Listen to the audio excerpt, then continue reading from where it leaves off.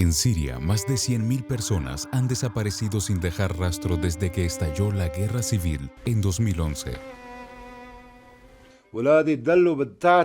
Mis hijos cayeron en manos del Estado Islámico. A dónde se los llevaron, no lo sé. Aún están desaparecidos. No he sabido nada de ellos.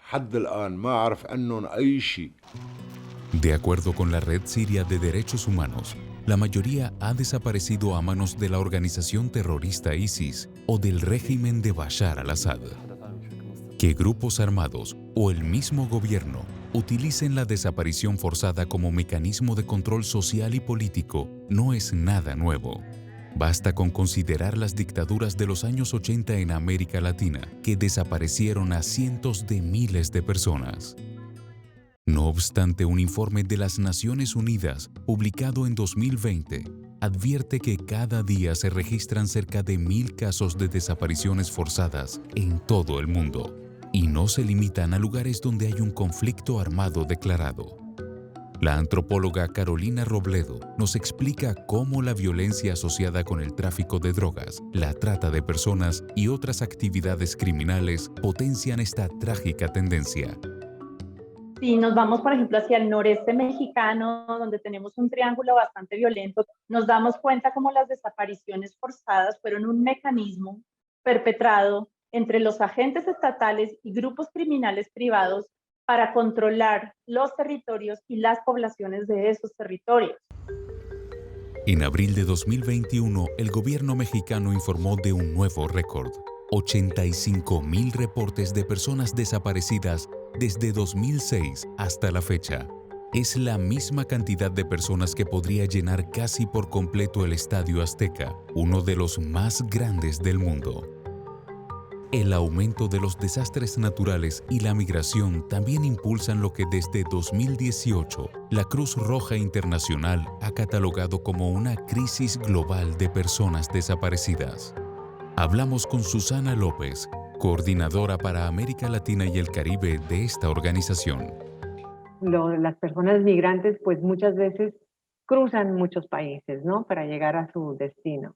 Y en ese trayecto pues enfrentan rutas peligrosas, enfrentan condiciones climáticas muy adversas, sufren accidentes, tal vez por subirse o bajarse de un tren que está en movimiento, tal vez porque están sujetos al secuestro, estén retenidas sin comunicación o simplemente desaparecen porque mueren en el trayecto. Además, en regiones como América Latina, que se encuentran entre las más peligrosas para las mujeres, la violencia de género ha contribuido al auge de las desapariciones. En Guatemala, por ejemplo, desaparecen en promedio 4 mujeres cada día, y la pandemia ha exacerbado esta situación en muchos países. En Perú, más de 900 mujeres han desaparecido durante el confinamiento implementado por el coronavirus. La crisis sanitaria ha dificultado los procesos de búsqueda, poniendo en vilo a cientos de familias. Este es el caso de Marcelino Alvarado, quien desde hace meses no sabe nada sobre el paradero de su hija, Karin. Ya estamos a cumplir ya un año y hasta ahorita no tenemos resultados. Y esta pandemia que ha pasado en el mes de marzo, hasta así, casi 4 meses prácticamente, no se ha hecho nada. Pero incluso antes de la llegada de la COVID-19, cientos de miles de casos permanecían impunes ante la falta de recursos y prioridad por parte de las autoridades. De hecho, en muchos países, las cifras de desaparecidos podrían ser más altas, pues existen deficiencias en la recolección de datos. La inacción de los gobiernos lleva a muchas personas a abandonar sus trabajos para dedicarse por completo a la búsqueda de sus seres queridos, enfrentándose así a grandes dificultades económicas.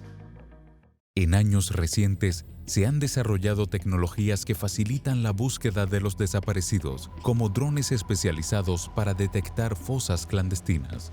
Y en países como México y Perú, se han implementado leyes para prevenir y sancionar la desaparición de personas. Sin embargo, Débora Ruiz Verduzco, de la Comisión Internacional sobre Personas Desaparecidas, asegura que la voluntad política es clave para enfrentar este problema.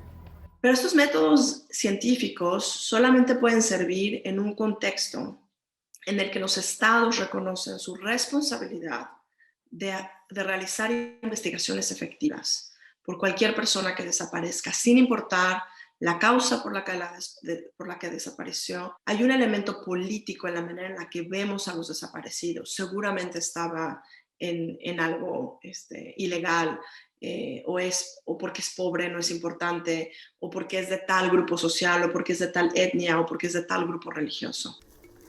La crisis de desapariciones requiere de grandes y urgentes esfuerzos desde el ámbito judicial, político y de seguridad.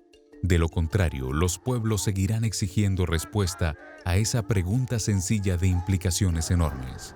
¿Dónde están?